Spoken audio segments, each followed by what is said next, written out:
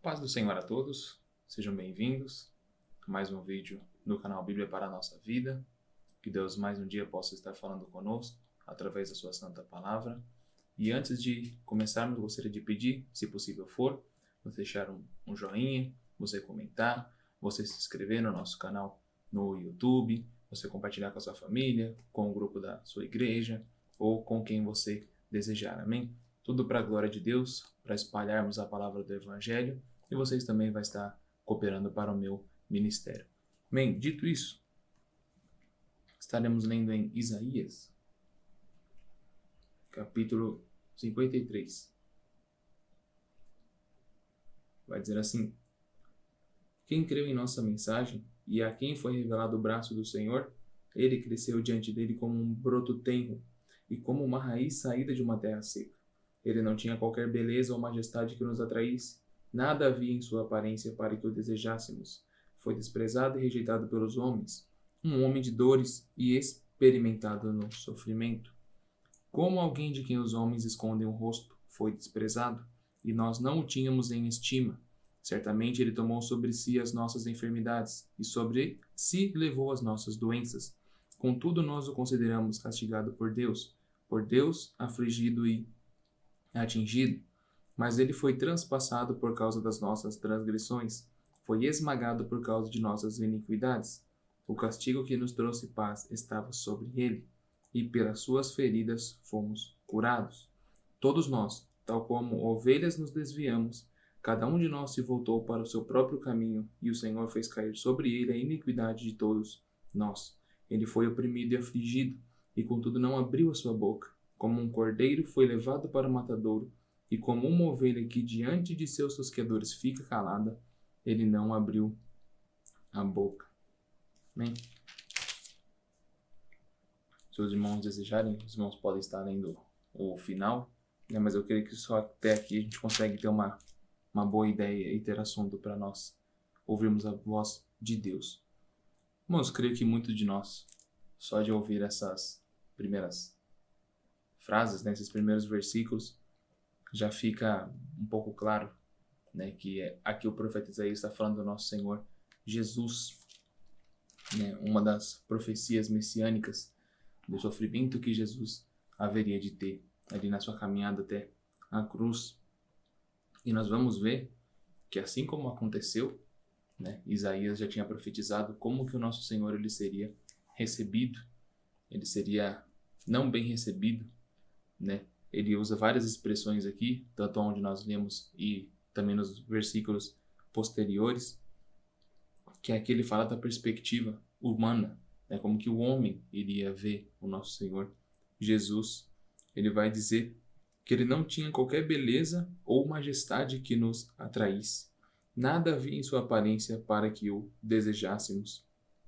O povo israelita, né, os judeus, quando se falava do Messias, eles sempre tinham aquela promessa que era o Redentor de Israel, né? O Salvador de Israel, que iria vir com majestade e glória e iria salvar aquele povo. E então, quando ele viesse em glória para salvar aquele povo, né, para redimir, para derrotar todos os inimigos, eles imaginavam num senhor, né, num soberano com cavalos e tropas e outro tipo de coisa que tinha naquela época que demonstrasse um poder, que demonstrasse uma autoridade. E nós vemos aqui que ao olhar do homem, né, carnalmente falando, carnalmente olhando, Jesus era apenas mais um homem, né? Era um homem como todos eles. Não tinha uma beleza a mais, né? Não tinha uma majestade que atraísse o povo àquela pessoa que era o nosso Senhor Jesus. Nada havia em sua aparência para que o desejássemos, né? Então, na aparência de Cristo, como ele era homem como nós, não tinha algo a mais que nos atraísse pela aparência dele. Continua dizendo, foi desprezado e rejeitado pelos homens, um homem de dores e experimentado no sofrimento. Nós sabemos, infelizmente pela história, né, que Jesus foi desprezado, né, tanto pelos de fora, das outras terras, dos outros povos, como principalmente ele foi rejeitado pelos seus próprios irmãos, né, seus próprios compatriotas. Foram eles que pediram a crucificação, foi eles que mais perseguiram Jesus, eles que tinham que ser o primeiro povo a aceitar ele, glorificar ele. Na verdade, foi aqueles que rejeitaram a Jesus. E ele vai dizer, um homem de dores e experimentado no sofrimento. Nós sabemos que se existe alguém que sentiu dores, né, de castigo, de dores físicas, né, e até mesmo mentais, nunca se sabe, né, foi Jesus Cristo. Né, tudo aquilo que ele passou em nosso lugar, tudo aquilo que ele sofreu em nosso favor. Ele sim foi um homem de dores, ele conhecia o sofrimento. Como alguém de quem os homens escondem o rosto foi desprezado, e nós não o tínhamos em estima. E nós vemos que Jesus ele foi tão desprezado, né, o povo desprezava tanto ele, né, tanto que ele foi rejeitado, que aqui ele usa uma figura de linguagem que é como se onde Jesus estivesse, o povo escondia o rosto dele, né, porque desprezava, para mostrar um sinal de desprezo, para mostrar um sinal de descaso. E nós não o tínhamos em estima. Né? O povo ali, nós como raça, não esperávamos nada dele. Né? Esperávamos apenas que ele fosse mais um ser humano. Na aparência dele não tinha nada diferente, ele não demonstrava majestade. Então ele era apenas mais um. Né? Não tinha por que a gente ter estima, não tinha por que esperarmos alguma coisa desse Jesus. Certamente ele tomou sobre si as nossas enfermidades e sobre si levou as nossas doenças. Contudo, nós o consideramos castigado por Deus afligido e atingido. Aqui o profeta Isaías vai dizer que certamente naquela cruz, naquele sofrimento, ali estava sendo, né, carregado todas as nossas enfermidades, todos os nossos erros, as nossas transgressões, né, os nossos males da nossa vida, por assim dizer. Mas em vez de a gente compreender isso, na verdade o povo começou a olhar e pensar que era apenas um castigo de Deus, né, que ele não estava levando ali o meu pecado, o meu erro, a minha doença, e sim que ele estava sendo apenas castigado por Deus. Mas ele foi transpassado por causa das nossas transgressões, foi esmagado por causa das nossas iniquidades. E aqui Isaías mostra justamente o contrário. Ele não estava sendo castigado por Deus, sendo punido por algo que ele fez. Mas na verdade ele estava sendo transpassado, ele estava sendo castigado pelos nossos pecados, pelos nossos erros, pelas nossas transgressões. Ele estava sofrendo um castigo que ele não merecia. Ele estava sofrendo o castigo em meu lugar. E aí ele vai continuar dizendo: o castigo que nos trouxe paz estava sobre ele, e pelas suas feridas fomos curados.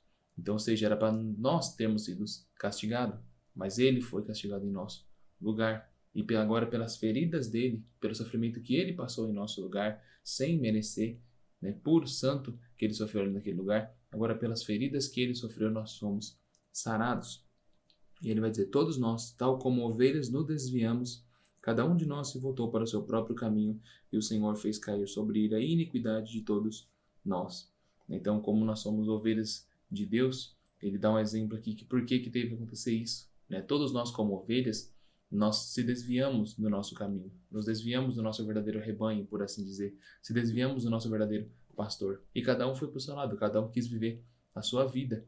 E por causa disso, para recuperar esse rebanho perdido, para recuperar esse rebanho desgarrado, Deus teve que entregar Jesus Cristo à morte. Jesus Cristo teve que vir padecer, sofrer em nosso lugar. Né? A nossa iniquidade teve que ser jogada sobre ele, para que nós pudéssemos ser compradas de volta, trazidas de volta ao aprisco de Deus. Ele foi oprimido e afligido, e contudo não abriu a boca.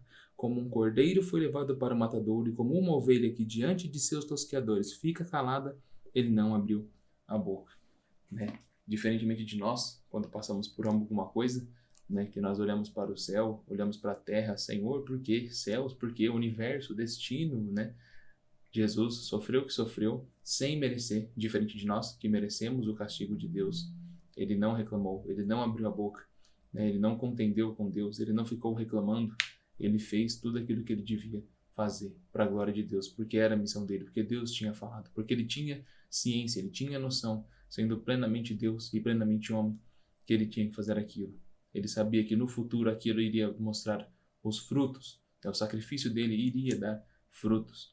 E se você for lendo até o final e você vê, né, em vários outros livros também, que qual que era esse propósito final de Jesus, o que ele iria ganhar no final disso tudo, ele iria ganhar eu e você, um povo redimido, né, um povo recomprado, as ovelhas dele de volta ao aprisco dele.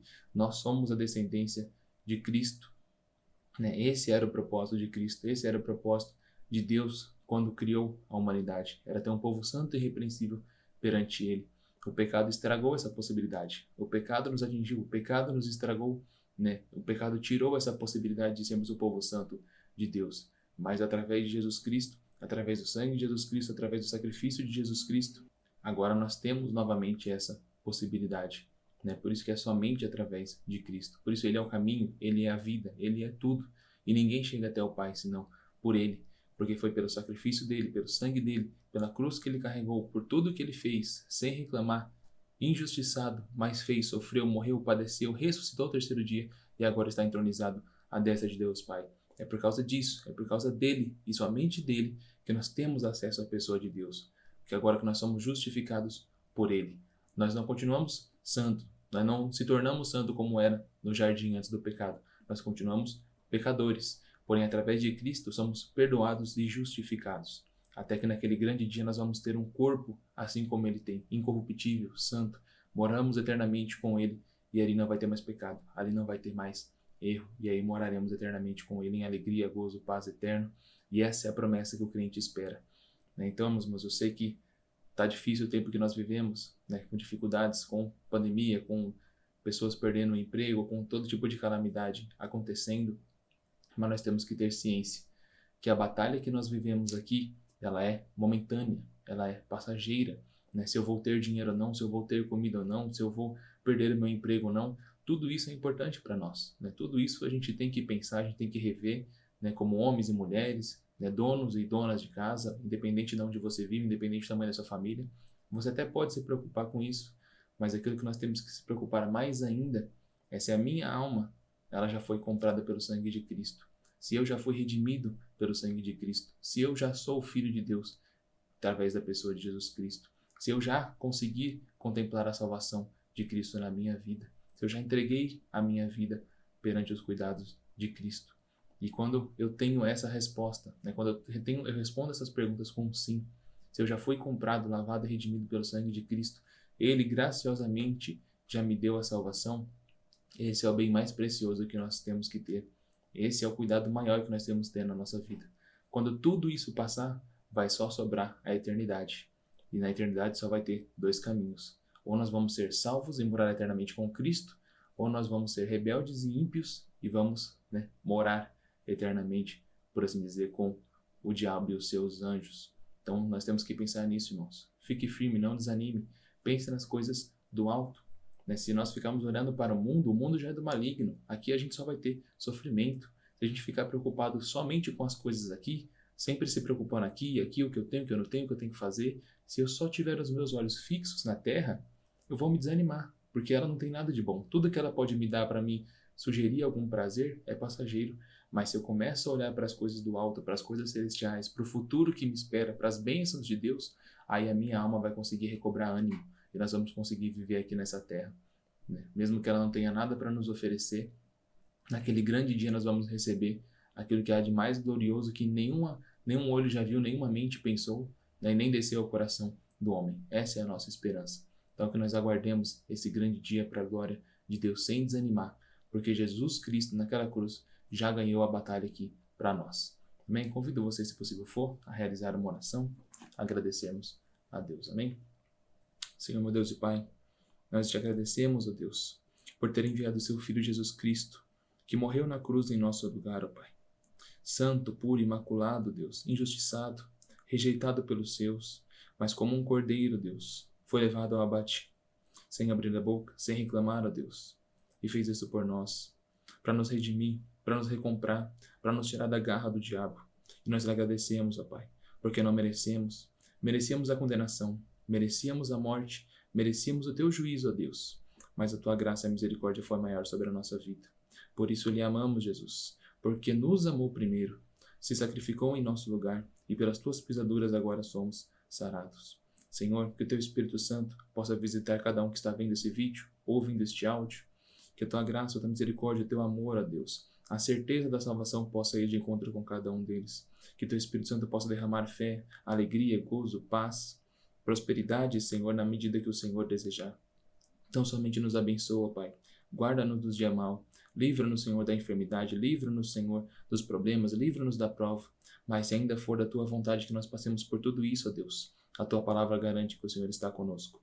Então somente derrama fé, paz e amor, Senhor, em nossos corações. A Ti seja dada toda a honra e toda a glória, Pai. Nós lhe pedimos e te agradecemos por mais um dia, em nome do nosso Senhor Jesus Cristo. Amém.